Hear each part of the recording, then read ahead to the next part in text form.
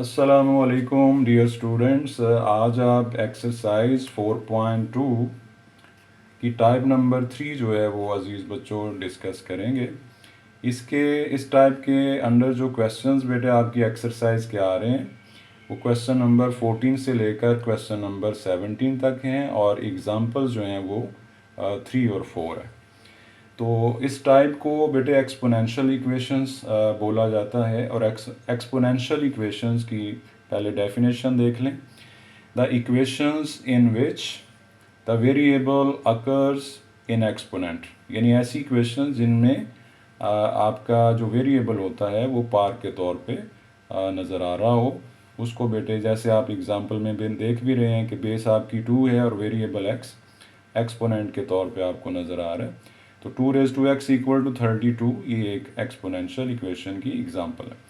नीचे बेटे ये चूंकि क्वेश्चन नंबर 14 से लेकर 17 तक जो है वो सेम है, सब की सब एक्सपोनेंशियल इक्वेशंस हैं, इसलिए बेटे मैंने आपको ये इसकी क्वाड्रेटिक इक्वेशन के अंदर इसको रिड्यूस करने के लिए, चेंज करने के लिए जो एग्जांपल के तौर पर लिया है वो क्वेश्चन नंबर 16 लिया है। तो ये बेटे हम सॉल्व करेंगे। इसमें भी देखें आप पे आपका वेरिएबल जो है वो एक्सपोनेंट के तौर पर आपको नज़र आ रहा है, नीचे आपके बेस के तौर पर कहीं भी बेस में आपको वेरिएबल नज़र नहीं आ रहा। तो आइए जल्दी से बेटे इसको सॉल्व करते हैं। ये क्लिप बोर्ड पर हम इसको सॉल्व करते हैं। तो आइए जल्दी से इसको क्लिप बोर्ड से देखते हैं। तो क्लिप बोर्ड पे मैंने थोड़ा सा बेटे टाइम सेव करने के लिए जो है ये थोड़ा सा मैंने इसको सॉल्व किया हुआ है। इससे पहले आप ये 7-8 क्लास से सीखते आ रहे हैं कि लॉ ऑफ एक्सपोनेंट्स होते हैं। जो लॉ ऑफ एक्सपोनेंट होते हैं बेटे ये यहाँ इस क्वेश्चन के अंदर दो यूज़ हुए हैं। ये बेसिक हैं, आप पहले से जानते हैं कि अगर आपकी बेस एक्स है और उसके ऊपर दो एक्सपोनेंट जो हैं वो ऐड हो रहे हैं या सब्ट्रैक्ट हो रहे हैं, तो अजीज़ बच्चों आप उनको दो दफ़ा बेस लिख कर अलग अलग लिख सकते हैं प्रोडक्ट की सूरत में। इसकी एग्जांपल बेटे मैंने ये ली है जो हमारे क्वेश्चन में ज़रूरत पड़ेगी। ये चेक कर लें आप कि 2 raised to x + 3 है, तो इसको हम इस लॉ के मुताबिक 2 की पावर x इंटू 2 की पावर 3 लिख सकते हैं।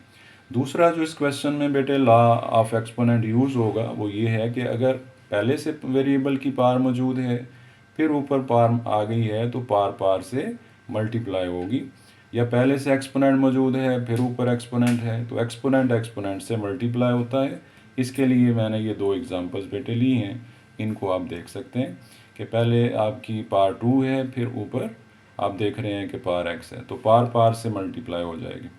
इसी तरह इसकी सेकंड इसका वे ये है कि अगर पहले आपकी पावर x है और फिर पावर जो है वो 2 है तो फिर भी 2 इंटू एक्स जो है वो पावर 2x ही बनेगी। तो आइए बेटे इसे देखते हैं कि आपने पहले ये 4 को इसलिए 2 बेस में चेंज करना है कि सेकंड टर्म में आपकी जो बेस है वो 2 है, तो इसलिए बेटे आप 4 को लिखेंगे 2 raised to 2, तो x एज इट रखेंगे। उसके बाद ये डेसिमल को बेटे आपने जो है इसको डॉट को डेसिमल नहीं पढ़ना, ये प्रोडक्ट शो करता है, डॉट शो करता है, मल्टीप्लिकेशन शो करता है, तो आपने इसको ब्रैकेट यूज़ कर लें ताकि आपको परेशानी ना हो। तो 3 इंटू ये मैंने इस लॉ के मुताबिक अजीज़ बच्चों 2 raised to x + 3 को 2 raised to x into 2 raised to 3 लिख दिया है। उसके बाद बेटे थर्ड टर्म एज इट है। फिर ये देखें ये सेकेंड लॉ यूज़ हो गया है कि पार के ऊपर फिर पार है तो आप पार को पार से मल्टीप्लाई कर देंगे। इधर बेटे ये 2 raised to 3 जो है ये 8 है, ये एक रियल नंबर है, इसने मल्टीप्लाई रियल नंबर से होना है, इसने 2 raised to x से नहीं होना। तो ये आप 8 को पहले लिख लें 3 के साथ और 2 raised to x इस तरह लिख लें। आप ये 3 इंटू 8 जो है ये 24 लिख लें। तो अब आपकी जो इक्वेशन है वो बेटे ज़रा चेक करें, 2 raised to x second term में है और फर्स्ट टर्म में उसका डबल है, यानी इसका 2 टाइम आपको नज़र आ रहा है। तो ये आपने टाइप नंबर 1 में सीखा था कि अगर हमारे पास जो है फर्स्ट टर्म में जो एक्सपोनेंट है वो सेकंड टर्म के एक्सपोनेंट से डबल हो तो आप जो कम एक्सपोनेंट है उसका नेम y लेट कर लें। तो 2 raised to x को अजीज़ बच्चों आप y लेट कर लें, इसको इक्वेशन नंबर 2 कह दें।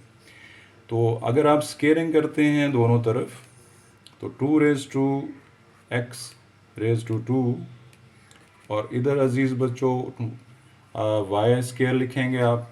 तो फिर ये दोबारा बेटे ला, ये सेकंड ला यूज़ होगा कि पार पार से मल्टीप्लाई होगी, तो आप इसे लिख सकते हैं 2x is equal to Y square. इसको आप इक्वेशन नंबर 3 कह दें। अगर इन दो सब्स्टिट्यूशंस को आप इक्वेशन नंबर 1 में यूज़ करें तो इसको बेटे आप लिखेंगे वाई स्केयर और इसको बेटे आप लिखेंगे वाई। ये चेक कर लें आप।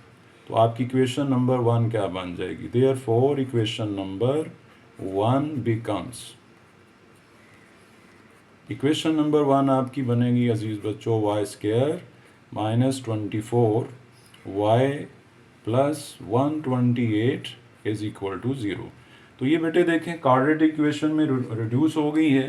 तो अब आप इसके डायरेक्ट फैक्टर बना सकते हैं। जैसे मैंने क्लास में आपको सिखाया हुआ है कि अगर स्केयर टर्म का कोएफिशिएंट 1 हो तो आप डायरेक्ट यानी वाई के साथ जो आप इसके फैक्टर बनाएंगे वो लिख सकते हैं।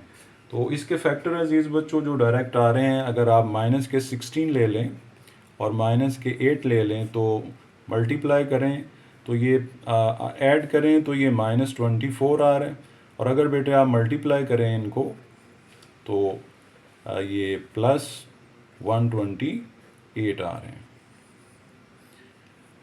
तो ये दो चीज़ें वेरीफाई होनी चाहिए। मल्टीप्लाई करने से स्केयर टर्म का कोएफिशिएंट और कांस्टेंट का प्रोडक्ट बनना चाहिए, और ऐड करने से मिडिल टर्म का कोएफिशिएंट बनना चाहिए। तो आप डायरेक्ट यानी लिख सकते हैं y के साथ y -16 लिख लें, और अजीज़ बच्चों इसको आप y -8 लिख लें।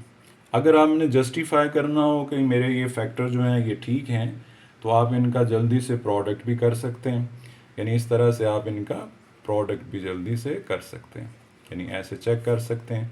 मैंने आपको शॉर्ट वे दिया हुआ है कि वेरिएबल वेरिएबल से कर दें और कांस्टेंट कांस्टेंट से कर दें, और फिर क्रॉस जो है वो ऐड कर लें, यानी -8y और -16y वो इधर आप -24y डायरेक्ट लिख सकते हैं। तो इस तरह से आपको क्लियर हो जाएगा कि मैंने जो फैक्टर बनाए हैं वो ठीक हैं। तो अजीज़ बच्चों अगर आप इसको जानते हो कि प्रोडक्ट 0 हो तो either first one equal to 0 और second one equal to 0। This implies that y is equal to 16, this implies that y is equal to 8। तो बेटे आपने ये सोल्यूशन नहीं लिख देना, चूँकि आपकी जो इक्वेशन थी वो x में थी, इसलिए ये जो आपने सब्स्टिट्यूशन की हुई है कि y जो है वो 2x है, वो अजीज़ बच्चों आप यहाँ पुट करेंगे 2x। क्योंकि आपने आंसर जो फाइंड करने हैं आपकी ओरिजिनल इक्वेशन x में है, तो x में आपने अपनी वैल्यूज़ फाइंड करनी है। तो ये y की वैल्यू आपने इक्वेशन नंबर 2 से बेटे लगा दी है। अब आप जानते हो ये 9 क्लास में आपने सीखा हुआ है कि अगर हमारा एक्सपोनेंट जो है जिसकी वैल्यू हमने फाइंड करनी है वो ऊपर हो तो आपने बेसिस सेम करनी होती हैं। तो इसलिए बेटे आप 16 को भी 2⁴ लिखेंगे, बेसिस सेम हो गई हैं, तो यहाँ से आपको x की वैल्यू 4 मिली है, और इधर से बेटे आपको वैल्यू जो है वो मिल रही है। अगर आप बेसिस सेम करते हैं तो ये 2x, इधर आप 8 को लिख सकते हैं 2⁵। तो इधर भी अजीज़ बच्चों बेसिस इक्वल हैं तो आप एक्सपोनेंट इक्वल कर सकते हैं। तो ये बेटे आपका जो सॉल्यूशन सेट है मैं यहाँ लिख रहा हूँ। आपका जो सॉल्यूशन सेट है वो एक ही वेरिएबल की दो वैल्यू हैं, जिसे दिल चाहे आप पहले लिख सकते हैं, जिसे दिल चाहे आप बाद में लिख सकते हैं। तो उम्मीद है अजीज़ बच्चों ये आपको एक्सपोनेंशियल इक्वेशन को क्वाड्रेटिक इक्वेशन में रिड्यूस करके फैक्टराइजेशन से या अजीज़ बच्चों आपको क्वाड्रेटिक फार्मूला भी आप यूज़ कर सकते हैं, उसकी समझ आ गई होगी। नेक्स्ट वीडियो में हम इंशाल्लाह टाइप नंबर 4 का एक क्वेश्चन लेंगे, और वो 18 से लेके 24 तक हैं। तो आप इसकी प्रैक्टिस बेटे करें क्वेश्चन नंबर 14 से लेकर क्वेश्चन नंबर 17 तक। अल्लाह हाफिज़।